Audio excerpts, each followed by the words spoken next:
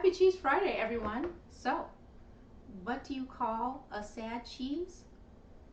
Blue cheese. Yeah, these are the jokes, folks. Welcome to Cheese Friday.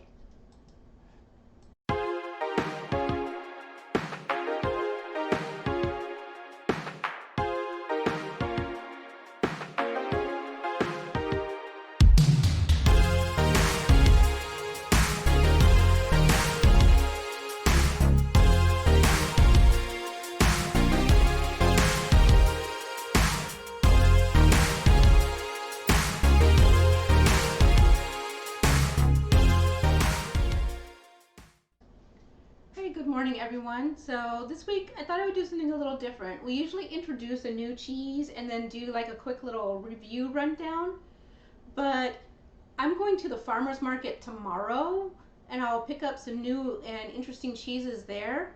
And I actually, because I went to visit friends and I made my whole snack tray, while I wasn't having cheese yesterday, I did cut some up. It's the Adams New York Reserve Cheddar, and I cut it up into little snack slices, and I thought there was a little bit left over. And I thought, really, what we haven't visited in a long time are those little cheese crisp crackers. So I thought we would talk about when you have the leftover charcuterie and maybe you want a little something different, maybe you need some crackers to take with you to a meetup or a party, or to toss in your bag while you're going to the movie theater and you know that everybody's going to be chomping on popcorn around you and you just need that crunchy satisfaction. So this is it. Look at the prep. Oh my gosh. Little cheese squares, lay them out on the pan. Preheat your oven to 350. Set it for about 13 minutes, but keep an eye out on it. Sometimes they're done a little sooner. Decide whether you like them a little bit lighter and chewier or dark and crispy, verging on that toasty, nutty, burnt cheese sort of aspect. And just like check it periodically. And what we'll do is when I come back, I'm going to stick these in the oven and set the timer. Try not to burn my hand here. I don't know, counting to 13 is a pain. All right, there we are, 13 minutes. And when I come back, what we'll do is I will have these out on the cooling rack because they just need to cool for like 5 minutes to finish firming up. And that's it. So happy Cheese Friday, everyone. Let's have some crackers. And I'm gonna just tack this on front of the what I ate, but technically the what I ate is what I ate yesterday. So you'll see, and it'll all tie together. So it's okay, a little time warping, we'll figure it out. I'll see you shortly. Okay, so here we are, friends, our cheese chips. So you can see, look at they come out, they're lacy. I'll bring one up close so you can see. And then, I don't know, hopefully, yeah, okay. I was making sure I got that in the camera. So they're lacy and crispy. I don't know if you can hear me crunching or not, but they're delicious and really simple and easy to do. So happy Cheese Friday, and I hope that you enjoy these cheese chips, this old classic that has been around for keto and carnivore for ages and ages. I just think sometimes we forget, so thought I'd throw it out there. I hope that you are having an amazing day, looking forward to the weekend. I'm going to the farmer's market tomorrow and I can hardly wait. See ya, bye-bye. Hey, hello friends. So today is game day and I thought this was an excellent opportunity to share with you a little party recipe. I think that a lot of us have enjoyed dips and pre-keto, but when you go and you look at them now, if you're ketogenic for any sort of health reason, sometimes the ingredients you're like, wow, I didn't realize they were putting so many starches, gums, and dextrose and maltodextrin in that. Maybe it's not a best choice for me, and you think you have to give these things up, but you don't. And I'm going to show you a quick and easy French onion dip. Let me grab a spoon here for, I know it's not a measuring spoon, but we'll survive.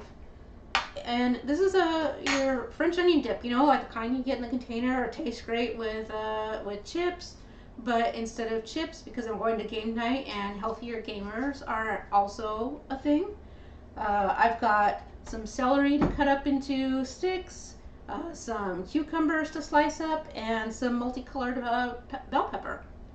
But let's get to the dip. 2 cups of sour cream, 2 tablespoons of dried onion. I know, but it is important that we're using the dried. And then a half teaspoon of garlic powder and a teaspoon, I'm forgetting I doubled the recipe, a teaspoon of onion powder. And you might say, like, but you use dried onion, why the onion powder? The onion powder is important because it helps permeate into the sour cream. It does have to sit for a little bit. The secret here is I also got the Better Than Bouillon beef concentrate. So I will tell you, you don't have to use this. You can try other things, including just simply reducing your own beef stock down. But I was in a pinch. I didn't have everything I needed. My beef broth is currently frozen. I didn't want to thaw it out. So I'm going to go ahead and go forth with the carbs from the broth, which is really not that much. We're going to use a tablespoon, and that's what's going to give it that beefy flavor that you get in the commercial French onion dip. But I've seen people try to use like coconut aminos and soy sauce, which, you know, is not gluten-free, so lots of different things. I find that this really gives it that intense little bit of beefiness of the French onion soup. So I have to say, this is my go-to. It does have maltodextrin into it, which I just said we were avoiding. So again, this is not the best choice. It's better to reduce your stock, and that's going to be the better option. So let me just stick that back in the fridge. I'll disappear out of camera for a minute. So I know I said we're going to avoid all that stuff, and then I put it in there myself. But so reduce your beef stock. I'm in a rush because it's game night. And then the last thing you need are fresh chives. I've got about a tablespoon and a half, and I just cut them up real small into little bits. Don't use the dried chives. For whatever reason, the dried chives don't taste right in this dip. The fresh ones make a big difference. I think it's part of the intensity of the onion flavor, and the dried chives are a little more mild. But hey, now we're going to give it a little bit of a mix to get everything incorporated. And you'll see that Better Than Beef Bouillon is going to give it that same coloration of the commercial. Your beef stock will do the same thing. So do as I say, not as I do. But, you know, when you're in a pinch, I will just tell you that pre-keto, we made our own French onion dip over buying it as well, because the taste is definitely superior. So that is it. That is everything you need. So now you've got your nice, refreshing, and delicious French onion dip that you can take to your parties, your meetups, your game nights, all that other fun stuff. So I just thought I'd slip this into my what I eat in a day. And for the record, even though I put those things in it, I put the serving as 3 tablespoons, which is pretty generous for dip. Dip is usually 2 tablespoons. And it's 2.3 carbs for those for that, so plan accordingly. And there's our dip. Let me bring it up close to the camera so you can see. Lean over there and look at my computer. Yeah, there you go. So you can see. It's pretty. It's pretty standard. It's dip, like, you know. We're not painting the Mona Lisa here, we're making a dip.